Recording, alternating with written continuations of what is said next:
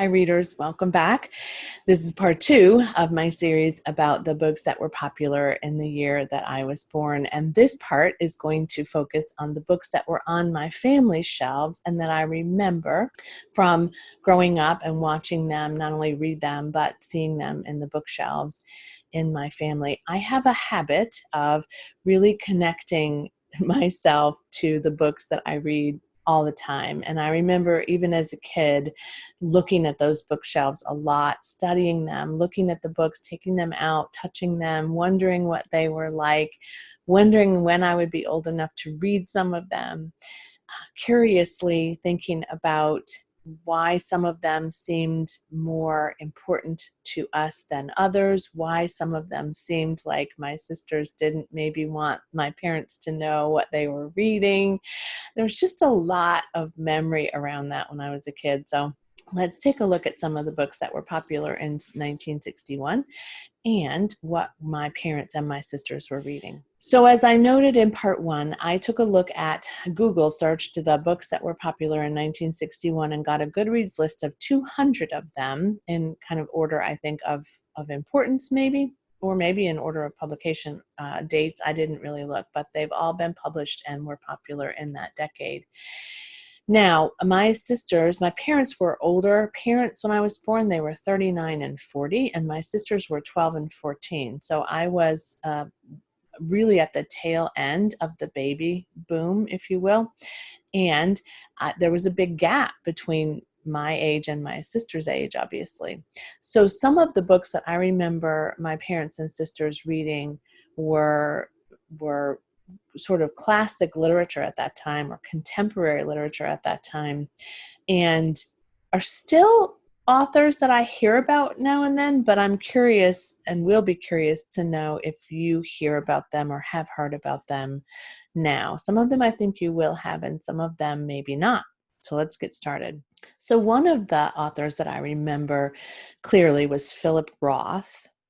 And he had a number of books that were on our shelves and was a pretty prolific writer. In fact, he ended up getting the Man Booker International Prize for Lifetime Achievement in Fiction, which is pretty intense. But I do remember seeing a lot of books by Philip Roth, and I thought, and I think I'm right, that his books were a little bit more on the adult side, and books that maybe my sisters were reading and my parents were maybe slightly uncomfortable about, but they were definitely on the shelves in the bedroom where my sisters slept. He also won the Franz Kafka Prize, which is interesting because I'm also a fan of Franz Kafka. So I remember the book that I saw on our shelves for sure was Goodbye Columbus, which was a novella and won the National Book Award and I'm not sure what year. But he also won a Pulitzer Prize, and some other novels, as I recall, were on our shelves. Letting Go, I think, was actually not published till 1962, but I remember seeing that one on the shelves as well. Another writer that my parents or my sisters read frequently was John Updike, and he's an American novelist who wrote about small towns, faith, a little bit of, I would say, at that time, contemporary short stories. I think his books did have some sex in them, some grit about them, which is not always something that I was aware of, but I think knowing now as an adult and remembering some classes in college on American literature, I think that they were a bit advanced in that framework for that time. But I remember John Updike being really popular in the 60s. Agatha Christie was also very popular in the 60s. As I mentioned earlier, a couple of her works were published in 1961 that I remember reading, but she had certainly been publishing for a while at that point, so a lot of her earlier works were popular, and there were tons of those on our shelves. And my sister ended up, I think, with a collection of every single Agatha Christie ever written. Larry McMurtry, who really survived the decades, it was very popular in the 60s too, and is a writer of Westerns, and my dad loved Larry McMurtry. He really did see him as a writer that really spoke to that explorer, that person who loved horses. My dad loved horses. When he was a kid, he had books about horsemanship, and so I think that always was one of his favorite writers, and it is the favorite for a lot of men from that generation and beyond today.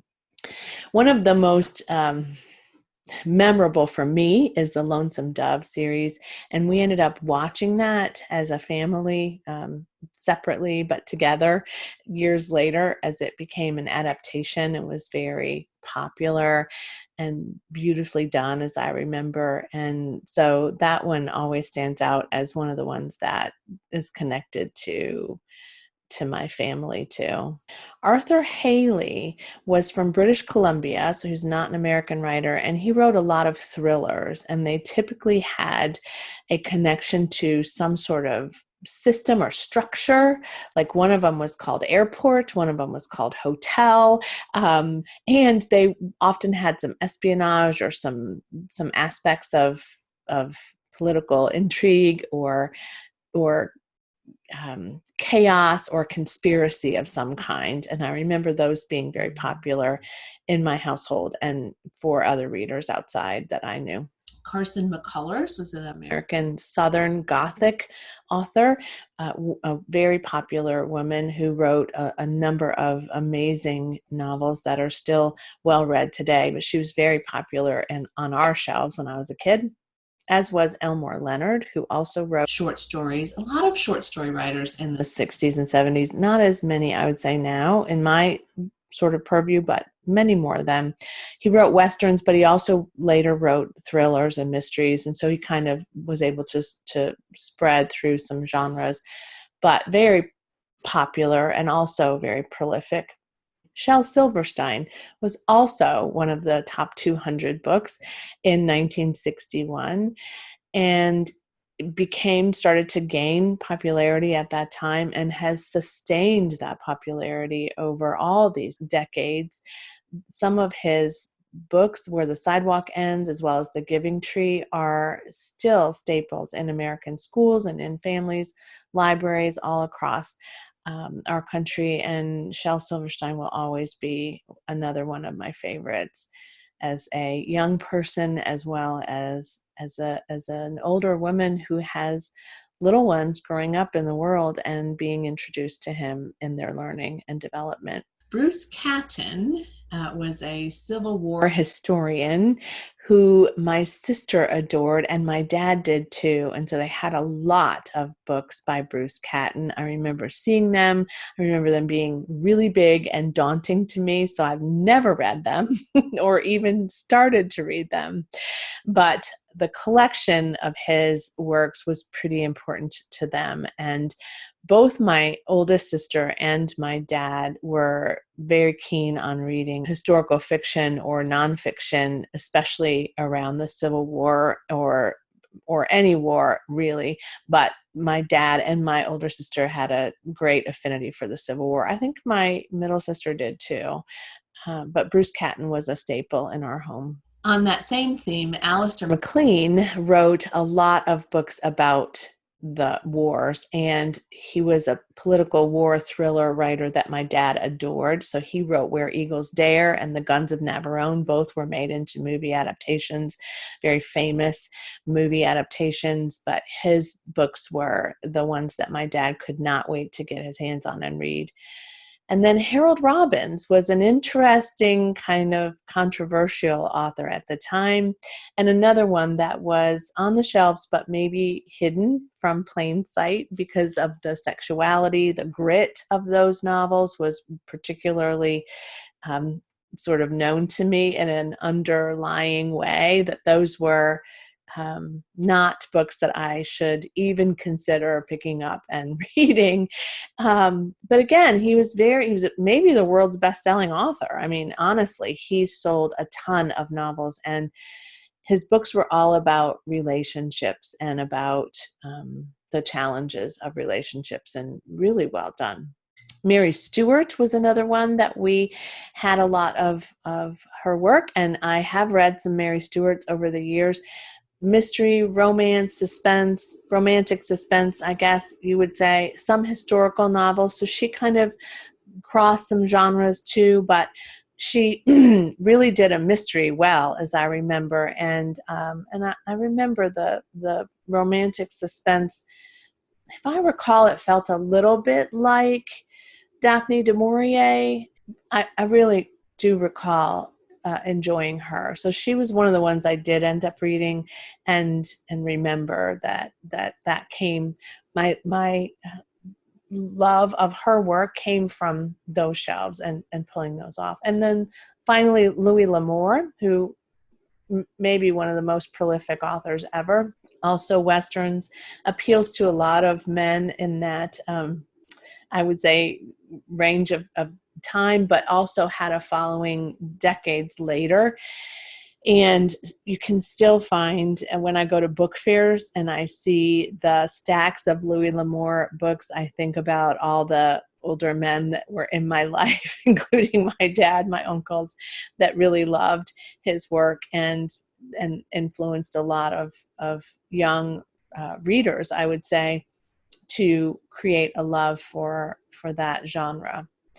So that's just kind of a tour of the memories that I have of my family's bookshelves as I was growing up in the 60s, and just how I remember that they influenced me in understanding popular fiction or nonfiction at the time, and also understanding what was easy for them to talk about and what was not. And also, what I guess I'm grateful for the most is that A, my family instilled in me a love of reading that will never die. B, they never really restricted my reading in a way that I recall. I remember feeling like there were some books that were not recommended for me, and I do remember reading some books in secret, if you will, though none of these. I remember knowing that they wouldn't be pleased. And I did a whole video about this once, I think in a horror tag I did, but like I read The Exorcist when I was maybe 10 years old, snuck into my cousin's bedroom. He was off at college or somewhere. And I read it in one weekend and feigned that I was sick because I didn't want them to interrupt me and I didn't want them to know what I was reading. But I loved it. I devoured it. And I remember knowing that that particular book was not a book that my parents would appreciate. And now, as an adult of 3 children and some grandkids, I'm kind of pondering whether they actually knew and they just let that happen, because it's probably unlikely that an entire weekend went by and they didn't kind of look in that room and when I was out eating or doing something else and saying, what's she up to in here? Why is she up in here all this time? But they were very flexible and open to allowing us to read and learn about books in a way that was freeing and open. And even